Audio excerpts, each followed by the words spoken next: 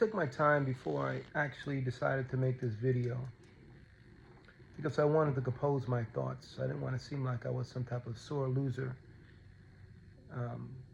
as far as Donald Trump winning the presidency and Kamala Harris losing.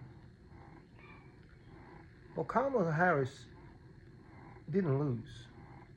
The people who really lost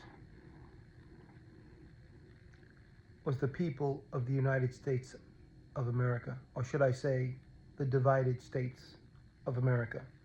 The only winner here is not the people who voted for him. The only winner here is Donald Trump and the oligarchs that helped him get in power so he can exact their agenda. This man is in it for himself. For all the people who feel that they've done something good, patting themselves on the back, you've just sold out your country. For what? What are you getting from it? What do you think you're going to get from this man? He's a liar, a cheat, an adulterer.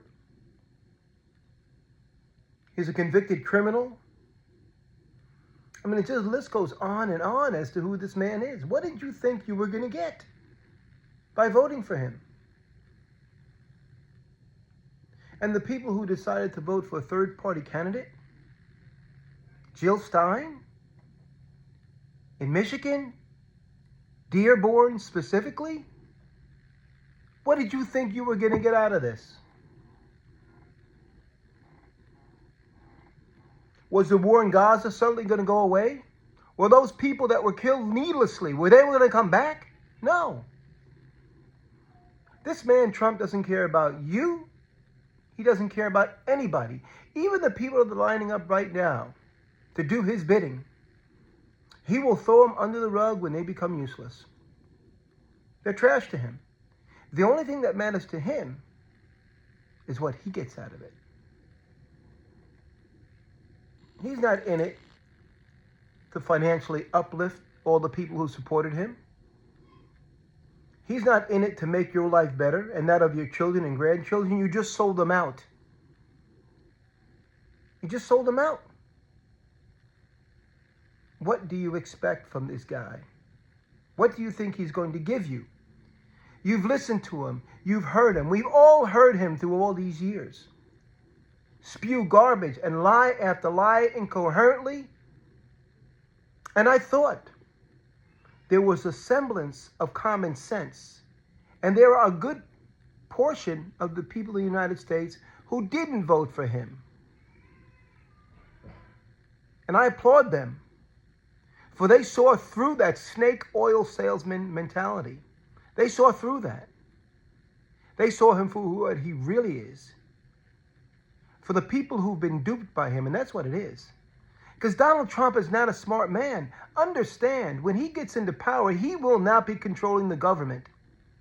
He will not be the guy calling the shots. He will think he's calling the shots, but it's the people behind him. The people that are whispering in his ears, those are the people that are going to be controlling the government, and not for you, not for the average American. They'll be doing it to enrich themselves, and he will be doing it to enrich himself. He'll turn this world, this country, this world upside down to get what he wants. As far as the people in Dearborn that decided to vote third party because they were upset about Gaza, what did Donald Trump do in his first year as president? Probably one of his first directives was to instill a Muslim ban. He's not your friend. And you just helped to put him in office. Now, I got to say, Gaza is a shit show. And Biden does bear responsibility because you cannot tell somebody to establish peace, to stop attacking, to stop killing the innocents, and you continue to send weapons and money to them. You can't do both. You got to do one or the other. That's where he screwed up. So what are you going to do? Cut off your nose to spite your face. You're going to go ahead and abstain from voting from someone that could make a difference because you're upset. We're all upset about that. That's a human tragedy.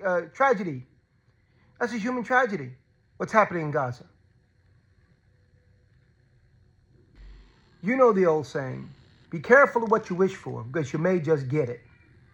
And for the next 4 years, you're going to get it. But not only the people who voted for him, the people who didn't vote for him. Because he will not reach across the aisle like Kamala wanted to do. He will not be a president for all American people. He will be a president basically for himself at the very outside perimeters for the people who supported him and voted for him in this election. Superficially, empty promises.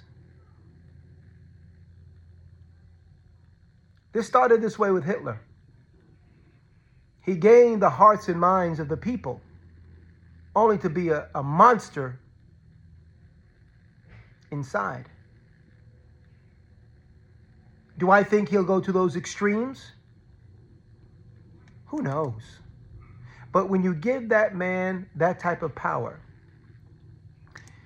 it makes me feel like this is the type of mentality he has. And people don't realize this. It's like giving a 5-year-old a loaded weapon and saying, hey, go out in the playground. Make sure you don't shoot anybody. That's exactly what it's like. But then again, I don't expect much from him. I expect for him to do somewhat what he's told, fly off the handle when he can, and take down the United States at every possible turn. Because this is not only an issue for the United States, it's an issue for the world. It's a safety issue for the world. What are we going to do about it? We can't do anything about it because we voted the man in. And the Supreme Court locked in the fact that a president can pretty much do whatever he wants, as long as it's an official duty. So we're screwed either way. What the heck were you thinking? The people who circled his name or filled in a dot next to his name, what were you thinking? What did you think he was going to give you?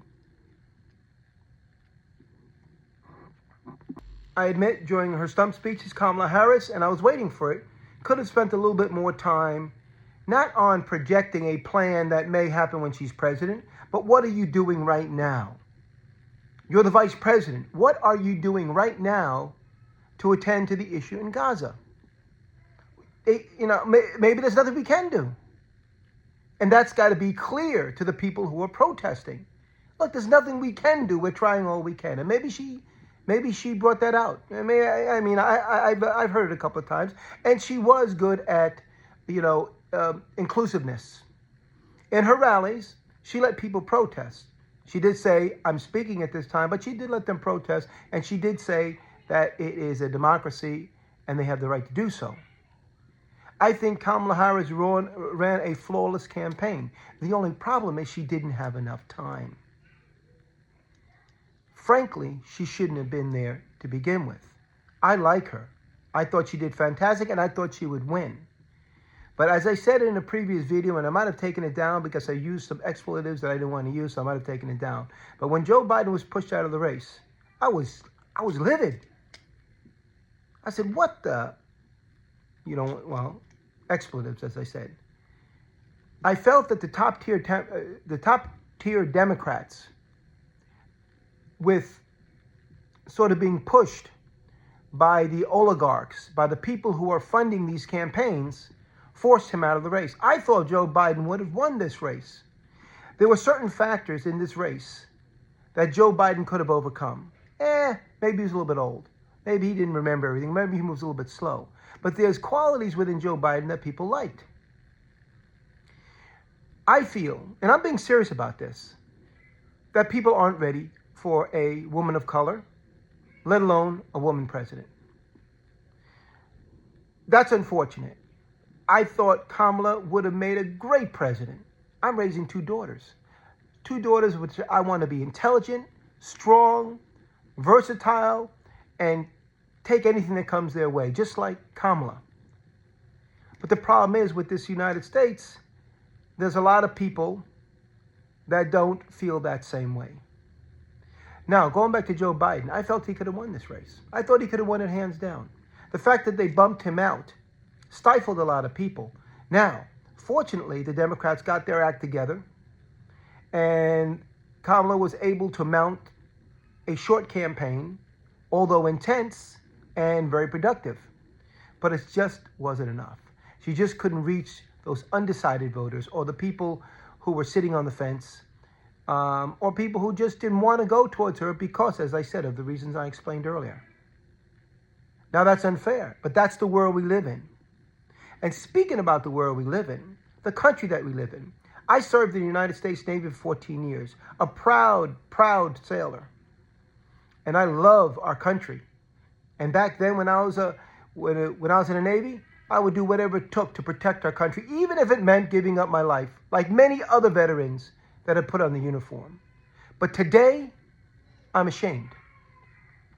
I'm ashamed because the majority of people in the United States voted for a felon, a pervert, a man of ill repute, who some people think he's the coming of Jesus. Remember what they say in the Bible about a man of that type of influence fooling the masses. What did they call him? What did they call him? A man who would grasp the world's attention and fool even the most faithful.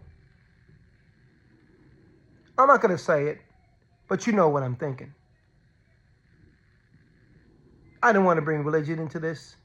I don't spout it all the time. I'm not a Bible-toting preacher or anything like that. But hey, come on now. Now, we're in this. We've got this nightmare beyond anything that I can think about. This is a nightmare that people have been dredging up for 4 years now, with this man coming back in office. And I can tell you, he's not going to do anything for you, the voter. Trust me. You cut off your nose to spite your face. You sold out your country for a charlatan, for a snake oil salesman who doesn't have your best interest in heart.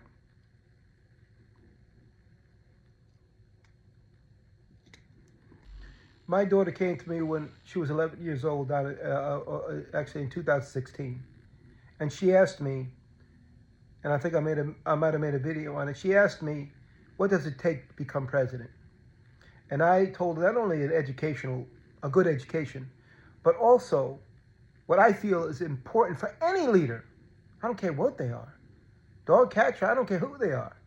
Is someone with good moral fiber, good character, and the whole litany of good characteristics that go along with an individual who earns respect, not demands respect. She asked me that. And when he was when he was voted in 2016, she came back to me and said, I thought you had to be a good person to become president. That's what I told her. That's what I thought. That's what I believed. She walked into my room this morning. She told me 2 words. We're screwed. She's looking at her future. Not only with this election, but it could actually fall into the next election as well. Lord knows what will happen in the next 4 years. She says, I'm screwed. Almost brought tears to my eyes to look at her face and realize how distraught she was. You people who voted for Donald Trump and brought him in, whatever he does, you deserve. Whatever he doesn't do, you deserve. But the problem is, you got a whole lot of other people who didn't put ourselves in that position who are going to go down with you. Now, I don't speak as a novice. I'm 62 years old. I've been around a couple of minutes. I've seen a lot. I've done a lot. So I'm speaking from experience, and I can recognize when someone is jerking my chain. And this man is jerking your chain. He's got you good. He's got you good, my friends. Remember what I said earlier. Be careful, because you might get what you wish for. He's got you.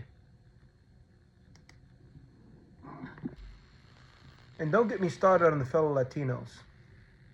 My family came from Puerto Rico. My grandfather came here when he was 2 years old. I was born in the Bronx. My mother was born in Manhattan. Now that may make me New Yorican. And I'm not saying it's all about Puerto Ricans. I'm just talking about Latins in general. The Latino community who supported this man.